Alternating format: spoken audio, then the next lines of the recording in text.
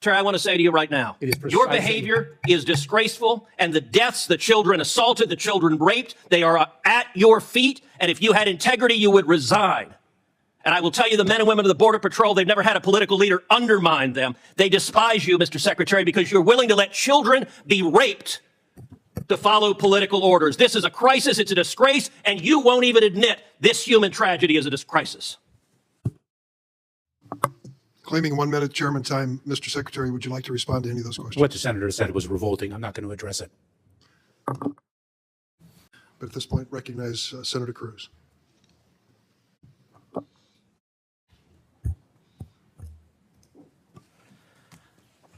Good morning, Secretary Mayorkas. Good morning. Is there a crisis at our southern border? Senator, there is a very significant... That's a yes or no question. There's a very significant... Is there a crisis? Senator, there's a very significant challenge. I think your microphone is not on. There is a very significant challenge that we are facing. Yes or no, is there a crisis? I believe I've addressed that question. So you're refusing to answer? Senator, there is a very significant challenge. And will you answer if there's a crisis? Therefore, we are dedicating the resources... Okay, so you're refusing to answer. Well, Secretary Mayorkas, I'll tell you someone who is willing to answer, which is your and President Biden's chief of the Border Patrol in a sworn deposition in July of 2022 when asked, would you agree, Chief Ortiz, that the southern border is currently in crisis? Answer, yes. Notice none of those wiggle words, none of that equivocation. One word, one syllable, yes. Are you willing to speak with the same clarity as Chief Ortiz? Is there a crisis at our southern border, yes or no? Senator, I'm very proud to work alongside... But you refuse to answer. Let me ask you the next question. Has the crisis at our southern border made Americans less safe, yes or no? Senator, we are dedicated to the safety Has the crisis made Americans less safe? I don't want a discourse. It's a yes or no question. Senator, we have a challenge of... You refuse to answer the question. Mr. Secretary, let me show you how someone doing his job answers a question in a straightforward manner. Chief Ortiz, is the crisis that is currently ongoing at the southern border making the border less safe for Americans and aliens alike? Answer, yes. One word, one syllable, 3 letters. That's how someone answers a question and does their job. You're being a politician misleading the American people. Let me give you a chance again. Will you show the same integrity Chief Ortiz shows? Is the crisis at the southern border making Americans less safe? Yes or no? Senator, we have 260,000... You refuse to answer the question. Let's move on. And security of the Next question, Mr. Mayorkas. Has the crisis made aliens less safe? Yes or no? Senator, we are seeking... So you won't answer that question either. It's a yes or no. Has it made aliens less safe? Senator, smugglers are exploiting... Has the crisis made aliens, less safe? Are you willing to answer it? Senator, the smuggling organizations... Okay, you're filibustering again. Let me ask you this question.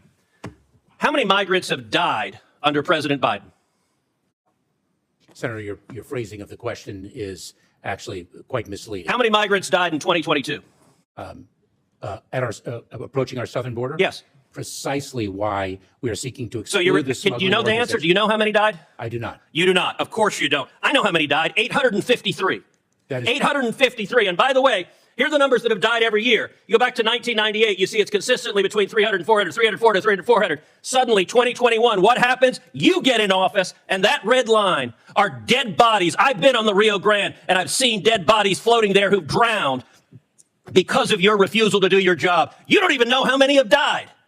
What do you say to the Texas farmers and ranchers who find pregnant ladies dead on their property, who find toddlers dead on their property? What do you say to them? I say that is why precisely we are taking it to the smuggling organizations. But you are not. That is simply not true. Number 2, it is why let me read from the Wall Street Journal.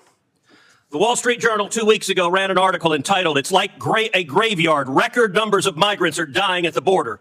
The story begins with this chilling line, quote, Eagle Pass, Texas. Local officials keep a refrigerated truck to hold the bodies of migrants who drown in the currents of the Rio Grande while trying to cross the border into the U.S. Mr. Chairman, I ask unanimous consent that this article be entered into the record. Let me ask you a different question. How many children have been sexually assaulted by human traffickers under the Biden administration?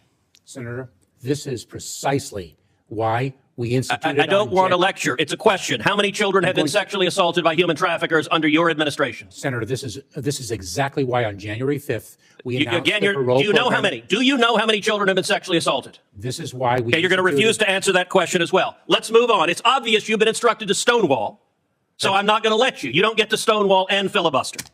Now, one of my Democratic colleagues before said the Democrat talking point quote, this problem didn't start under Biden.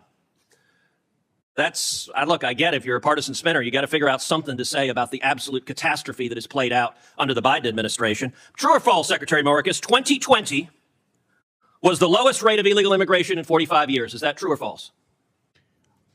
It is certainly the lowest level of immigration in many, many years. And what was it Okay, in fine. 2020? What was it, Senator, in 2020 that impacted the entire world, including the United States? Okay, so your testimony is the reason we had the lowest rate was COVID. It had nothing to do with building the wall, nothing to do with any catch and release, nothing to do with remain in Mexico. With all respect, Mr. Secretary, that answer is laughable. And in fact, if you look at illegal immigration, let's look at CBP encounters. You can see 500,000, 500,000. It drops to the lowest level, and boom, what happens? You show up. And that red line is you. That red line is Joe Biden. And you're claiming nothing happened. Oh, gosh, this was here before us. No, you made the decision to allow this to happen. Let me ask you, we now have over 5.5 million people who've entered this country illegally under Joe Biden. How many murderers have you released into America? Senator, I'm not aware of any murderer whom we've... So you don't know?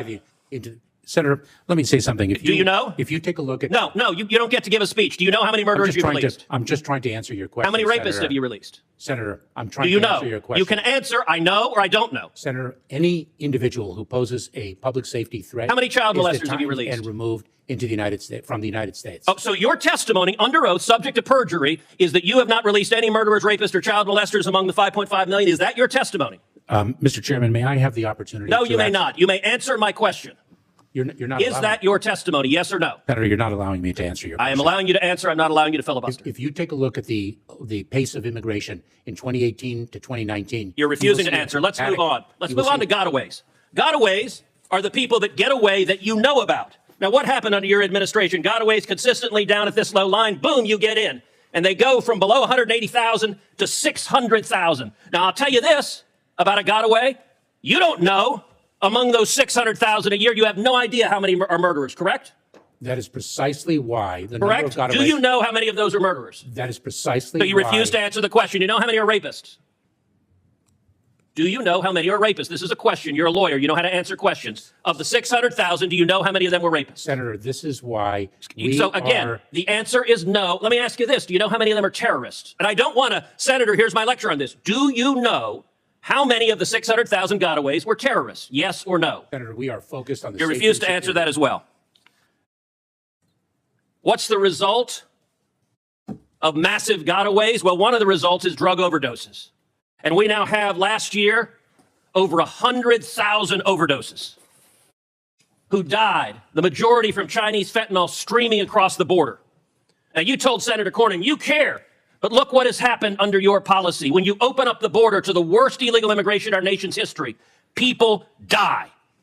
You claim you care. Mr. Secretary, that is a lie. You know, some months ago, Karine Jean-Pierre stood up at a White House briefing and said, people are not just walking across the border. Was she telling the truth?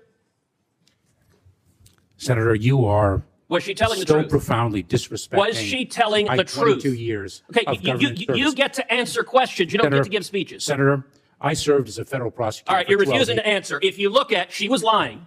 And she was not lying on her own. She was lying on behalf of the President of the United States. Now, the photograph of people walking.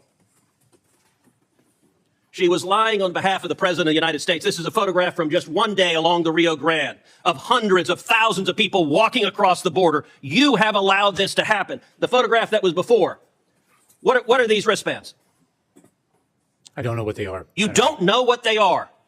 Mr. Secretary, you just testified to the American people you're incompetent at your job, because I've been to the southern border, and if you go to the southern border, along the southern border, you see thousands of these wristbands because the illegal immigrants wear them. The drug cartels, every color corresponds to how many thousands of dollars they owe the cartels. You have turned these cartels into multi-billion-dollar criminal organizations, and these are modern-day leg irons because these are children being sold into sex slavery, and you don't even know what they are. That is astonishing. Mr. Secretary, how many children have been sold into sex slavery under your administration? Senator, we are taking it to the cartels. How many children have been sold into sex slavery? Do you know how many children have been sold into sex slavery? To an unprecedented degree. Mr. Secretary, I want to say to you right now, It is your precisely- behavior is disgraceful, and the deaths, the children assaulted, the children raped, they are at your feet, and if you had integrity, you would resign. And I will tell you, the men and women of the Border Patrol, they've never had a political leader undermine them. They despise you, Mr. Secretary, because you're willing to let children be raped to follow political orders. This is a crisis. It's a disgrace. And you won't even admit this human tragedy is a crisis. Claiming 1 minute chairman time, Mr. Secretary, would you like to respond to any of those questions? What the senator said was revolting. I'm not going to address it.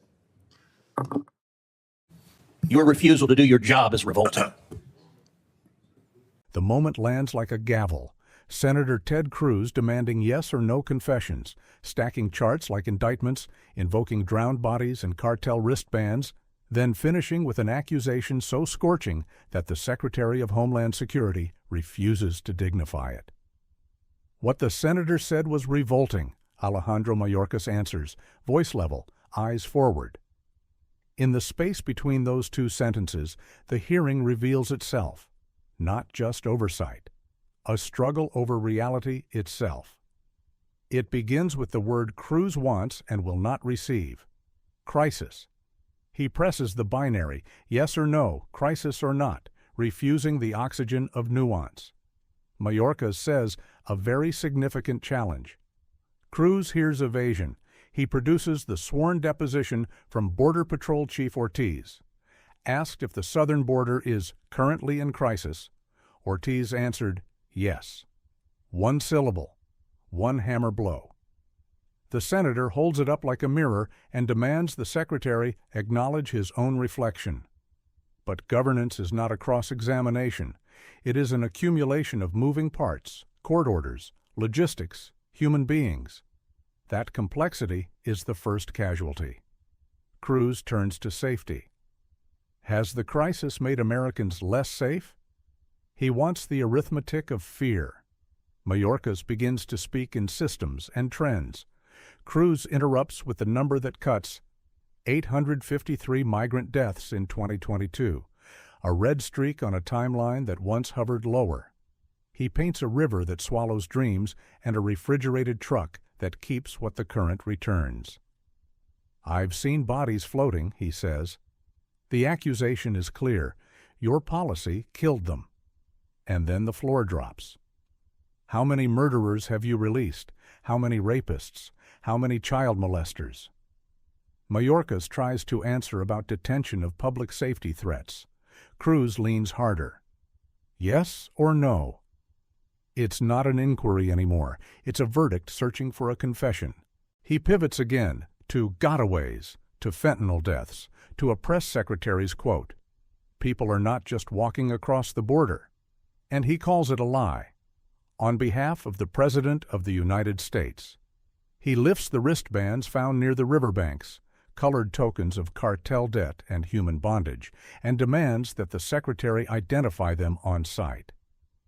Mayorkas says he doesn't know.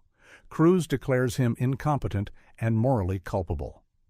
If you had integrity, you would resign. And then the line that strips the room. They despise you because you're willing to let children be raped. This is where the hearing cleaves into two Americas, one that believes rage is proof, another that believes proof requires more than rage. What does this moment reveal? That in our politics, the border is not just a geographic boundary. It is a screen onto which each side projects an entire moral universe. For Cruz, the universe is simple. More crossings mean more death, more crime, more poison. The administration's choices caused it. Moral clarity demands a single word, crisis, and a single remedy, admit failure. For Mayorkas, the universe is layered. Cartels exploit chaos. Policy must channel movement through lawful ports, target smugglers, triage humanitarian cases, and obey court-imposed constraints. Words like challenge are not evasions, but acknowledgments of complexity. But televised democracy is allergic to complexity. A hearing amplifies the sharpest edges. A graphic line spikes across a poster. A chilling number hangs in the air without the context of how deaths are counted, how rescues are tallied, how deterrence can push people into deadlier terrain. The public watching is left to choose between two scripts: catastrophe or complicity. Here's the deeper truth pulsing under the crosstalk. When oversight becomes spectacle, accountability mutates into humiliation, and policy is replaced by theater. In that theater, grief is weaponized, and the lives of migrants and the fears of citizens become props. The question is not whether pain is real. It is. The question is whether pain is being used to darken understanding rather than illuminate it. Leadership is revealed in how power speaks when the cameras are on and tempers are high. Cruz wielded certainty like a sword. Mayorkas clung to procedure like a shield. Both choices carry consequence. Certainty can mobilize, it can also distort. Procedure can protect, it can also sound indifferent. A nation listening for answers heard instead the loudest version of each man's strongest instinct.